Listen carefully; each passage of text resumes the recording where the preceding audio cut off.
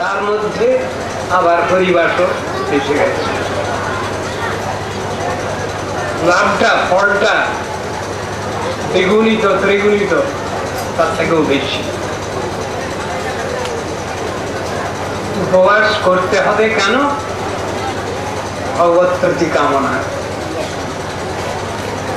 আত্মশুদ্ধির জন্য। ভগবত প্রতি কামনা যতটা, তার থেকে বেশি বোধ হয় আত্মশুদ্ধির জন্য উপবাস। হে ভগবান, তুমি খুশি হবে, এই চিন্তা ভাবনা নিয়ে কৃষ্ণার্থে অখিল চেষ্টা। এই কথাটা তিনি বুঝাবার চেষ্টা করেছেন। হরিবাসরে নিষ্ঠাপূর্বক উপবাসাদি করা অসমর্থ পক্ষে কিছু ফলমূল গব্যাদি অনুকল্প গ্রহণ করা, এটা নিয়েও আলোচনা হয়েছে। আমরা দেখতে পাচ্ছি ভাগবতে একাদশ্যাং নিরাহার সমর্থ পক্ষে উপবাসে যারা অভ্যস্ত তাদের পক্ষে। আবার অসমর্থ পক্ষে দেখা যায় কিছু অনুকল্প ব্যবস্থা,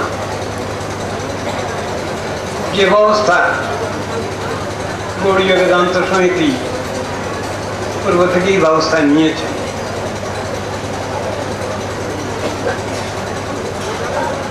তার মধ্যে আবার একটা জিনিস আলোচনা হয়েছে, যেটা উপবাস সাধনার ক্ষেত্রে সাধক সাধিকা উপবাস করবেন না ভগবান উপবাস করবেন, এই বিষয় নিয়ে আলোচনা হয়েছে। আমরাই উপবাস করব ভগবানের কৃপা লাভ করবার জন্য। ভগবান কেন উপবাস করতে যাবেন? কথাটা তো ঠিক। ভগবানের জন্য আমরা কষ্ট স্বীকার করব, ক্লেশ স্বীকার করব, সাধনে ক্লেশ স্বীকারের কথা আছে, সেটা আমাদের বুঝতে হবে। ভগবান কেন উপবাস করবেন? তার সেবার জন্যই তো আমরা বসে আছি। এটা আলোচনার বিষয় ছিল। আর একজন বক্তা তিনি তুলনামূলক আলোচনা করেছেন সাধন ভজন ক্ষেত্রেতে প্রতিকূল বিষয় বর্জন এবং সেবানুকূল পরিবেশ গ্রহণ, এটা নিয়ে তুলনামূলক আলোচনা হয়েছে। পরবর্তীকালে বক্তা হিন্দিতে বক্তৃতা করেছেন।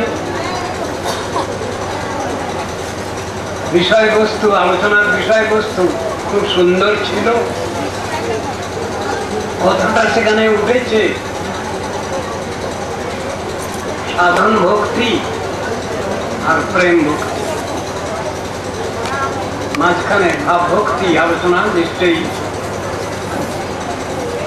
বন্ধ হয়নি। এর মধ্যে কে কোনটা গ্রহণ করবেন, শাস্ত্রীয় বিচার যদি আমরা নিতে যাই, সেখানে অধিকার অনুসারে গ্রহীতব্য।